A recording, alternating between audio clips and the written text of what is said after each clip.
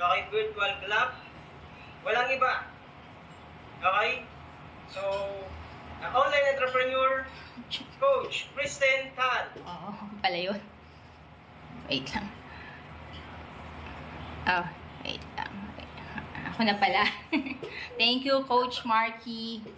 Ayan. Ayan guys, good morning, good afternoon, good evening. Ayan, sa mga hindi pa nakakilala sa akin, ako po si Coach Kristen Tan, isa po akong online marketer na nagtuturo sa mga Pilipino paano kumita kahit nasa bahay lang gamit ang Facebook. Ayan, so ang background ko guys, dati lang din po akong empleyado na nagtatrabaho ng 7 days a week. Ayan, wala kasing day off dun eh. Dati po akong service crew, tapos naging working student po ako sa Lyceum. And then, nung nakagraduate ako ng college, sabi ko, yayaman na ako kasi yun yung sinasabi ng iba, diba? And then, naging regular employee, 13 company po ako as empleyado. So, sabi ko nga, naipon ko lang uniforme, payslip, saka, ID. Yan na yung naipon ko. So, sabi ko sa sarili ko, kung wala akong babaguhin, wala akong gagawing bago, walang mangyayaring bago. Kaya, nung may nagpakilala sa akin ng networking, nung una negative ako eh. Kasi sabi ko, wala akong time, wala akong oras. Diba? Kasi empleyado ako eh. Diba? Wala rin akong pera. Paano ako mag-uumpisa? Bakit walang pera? Kasi ang sahod ko that time, 10,000 pesos. Tapos, yung entry namin noon na inaalok sa akin, 8,888. Sa tingin mo, may pera ba ako noon? Di ba wala po? So, hindi ako sumali. Pero after 6 months, binalikan ako nung nagre-recruit sa akin. Sabi niya, sasamahan ko daw siyang mag-withdraw. So, nagulat ako, nag-withdraw siya ng 100,000. Sabi ko, paano mo nagawa yun? 100,000? Samantalang ako 10,000. Tapos 6 months na ako dun sa trabaho ko, 10,000 pa rin. Samantalang ikaw, high school graduate, kumita ng 100,000. So, syempre ako, sabi ko nga, walang pera, walang time, di ba? Walang alam.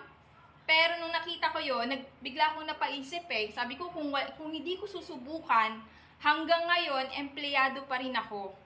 Di ba? Sabi ko, kung nagawa niya, parehas lang naman kami, may dalawang kamay, may dalawang paa. Yun nga lang pinagkaiba, lalaki siya, ako babae. So sabi ko, kung nagawa niya, magagawa ko din. Kasi college graduate ako. Diba?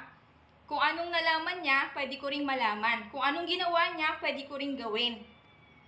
So yun, dun pumasok yung naghanap ako ng kapital. Kasi kung hindi ako naghanap ng kapital, wala talagang mababago sa buhay ko.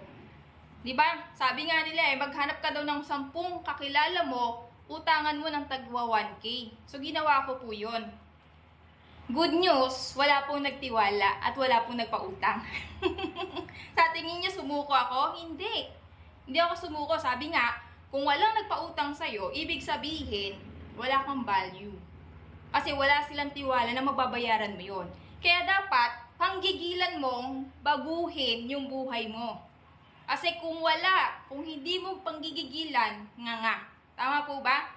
Nangungutang nga tayo pag wala tayong makain. Nangungutang nga tayo pag may bills na babayaran. Pero yung negosyo natin na magbabago ang buhay natin, hindi natin gagawan ng paraan. Diba?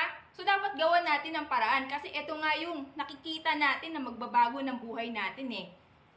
Bakit ko pa pinanggigilan na baguhin yung buhay ko at ayokong manatili bilang empleyado? Hindi ako against sa empleyado kasi galing po ako dyan. Sabi ko nga sa inyo, 13 na company ang napasukan ko. Kasi nga, laging na-end of contract. Tapos nung na-regular ako, 5 years, sabi ko bakit parang walang nangyayari sa akin. Diba? Bakit ganun? Wala pa rin nangyayari. Kasi nga, rat race lang eh. Sahod, bayad utang, sahod, bayad utang.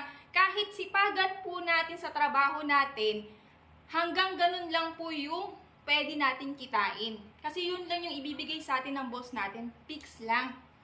Tapos, so nakita ko yung networking, may leverage pala.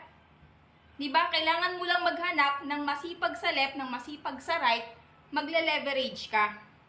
So, yun po yung nakita ko. Kaya ako sinasabi yan guys, alam ko meron din po ditong mga empleyado eh. Tama po ba?